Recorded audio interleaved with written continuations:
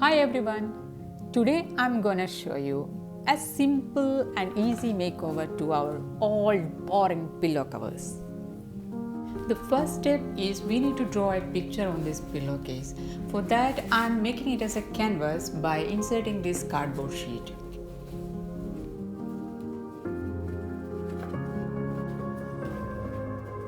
The surface should be flattened properly and the excess we can tack together tightly with a safety pin or a clip.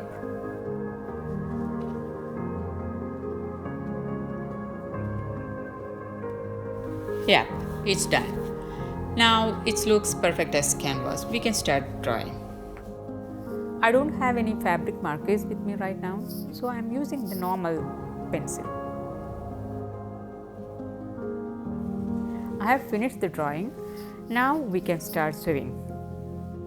If you are not that good in sewing, always take a simple image to work with. I only know some basic stroke stitches, so here I am using only 2 stitches. The first one is back stitch and the second one running stitch.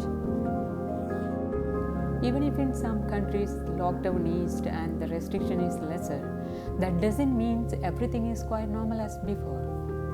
Yeah, life moves so slow at home. And I know we all are so confused and stressed and depressed.